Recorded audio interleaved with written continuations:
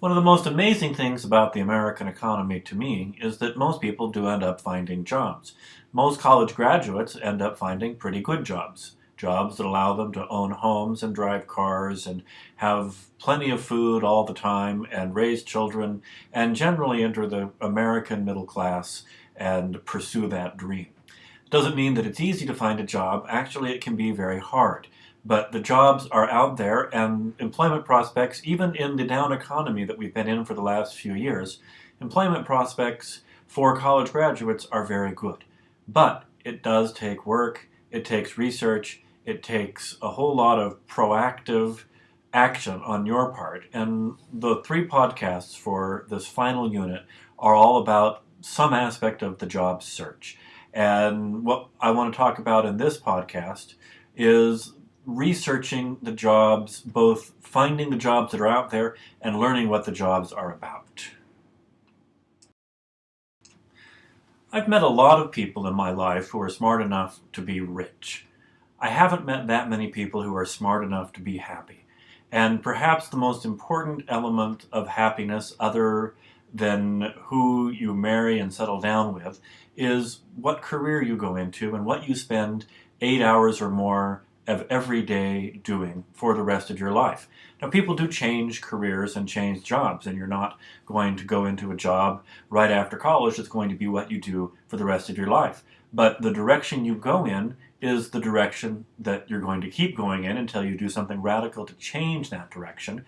And so I strongly recommend that you learn, before you go out on the job market, that you learn enough about yourself and have enough self-understanding to know what's going to make you happy. What kind of job is going to be fun to get up and go to every morning? Because if you have that, chances are very good you're going to have a pretty good life. If you don't have that, it's going to be very hard to have a pretty good life. So know what you like to achieve. Know what kind of work gives you satisfaction, and know what kind of work environment you prefer. Do you like to work to fixed deadlines, or do you like to work to flexible deadlines? Do you like to work by yourself? Are you introverted? Or do you like working in groups? Do you like a job where you're getting a lot of specific feedback and a lot of specific instructions? Or do you simply want a task defined for you that you work towards? Do you thrive in a high-pressure situation? Some people do. I tend to. Or do you like low-pressure situations where you aren't constantly being told to produce? Do you want to go up the ladder? Do you want a job that has a lot of promotions and that you'll be able to earn promotions quickly? Or would you rather be in a job that's going to be pretty much the same for very long periods of time? These are just a few of the questions you want to ask yourself before you start researching jobs. Research you. Research your personality and really understand what kind of work environment is going to make you the happiest person, because that's the goal. Rich is not the goal. Rich is just a way to get to happy. And there are a lot of other things that can make you never happy, no matter how much money you have, if you don't get them figured out pretty quickly. You also want to know about the companies you're applying to work at. Some companies that do the exact same thing as other companies are completely different places to work. So have some idea what kinds of jobs you're applying for, and when you go to interview, understand what jobs you're applying for. Know the name of the person you're going to be writing to. Never send a resume or a job letter to whom it may concern or dear person. Make sure you know who's going to be getting the correspondence, the email, or the letter that you send. Know what the organization does, not just what they make or what they sell, but know what they value, what their mission is. Know some key facts about that organization. Organizations spend a lot of money to put a lot of information about themselves up on the internet these days.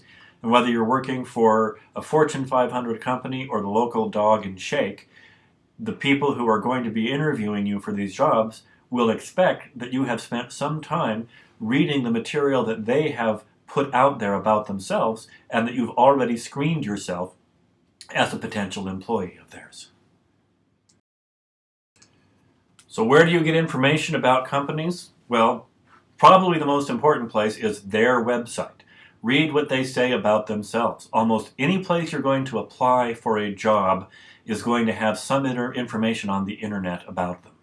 There are a lot of print information sources that you can go to in the library or in your college's career center. Newman University has a career center, and we maintain at our expense a lot of these general and specialized directories and trade journals that you see listed here. And all of these are in your book as well, so I'm not going to leave the slide up here for 30 minutes so you can write all of these down. But there are a lot of print sources that give you a lot of historical and current information about companies that you may be applying with.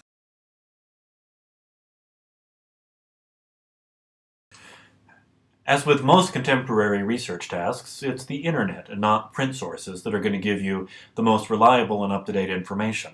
That's because the internet information can be changed on a daily or even an hourly basis, whereas the print sources are going to be changed once a year, some of the journal sources once a month, but they'll never be as up-to-date as the web sources. So if you're looking for jobs and not just information about companies, here are some resources that you need to look at they're just big databases of jobs that you can look at, and a lot of that you can apply for online. I would also highly recommend that you look at the Bureau of Labor Statistics Occupational Outlook Handbook.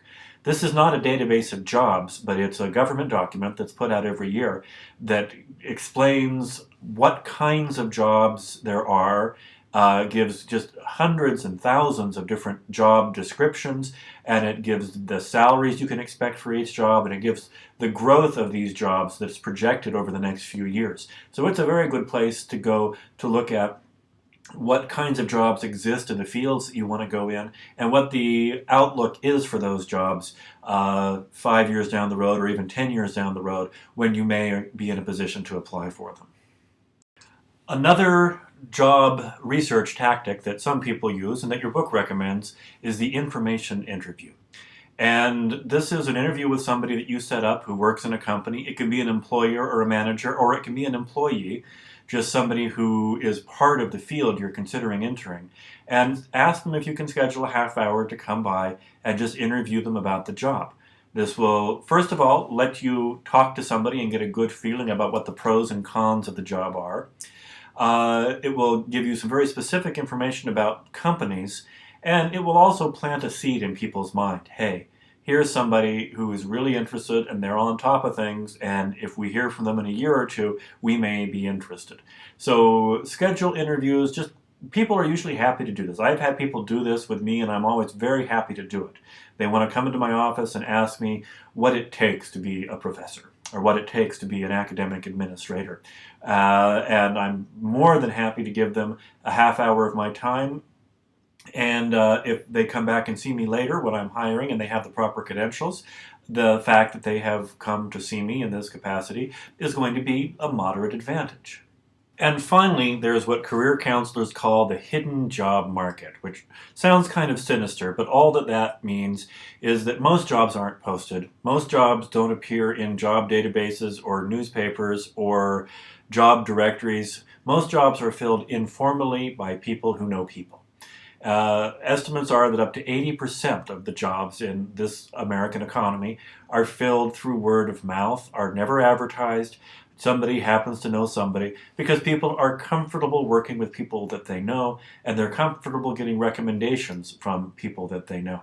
So let's watch an author, Ellen Gordon Reeves, as she is interviewed by Katie Couric on how to access this hidden job market. This is why I say stop looking for a job and start looking for a person. The right person will lead you to the right job, as your case shows, Scott, because 80% of all jobs are filled by personal referral, and at least 80% are not even advertised. They exist in what we call the hidden job market. So instead of, as you said, sending your resume into the black void of cyberspace, where you're not going to get a response, very rarely, a small number do, okay, but I would rather have people out there, I say, use the rule of 3. Talk to 3 people a day, whether it's an email contact, set up an informational interview, think about what you want to do, and use your time connecting with real human beings who can lead you to opportunities. But how do you get to those real human beings? Sometimes that's not so easy either. Well, the people are all around you, and you don't realize. You never know who's sitting next to you on the bus, here.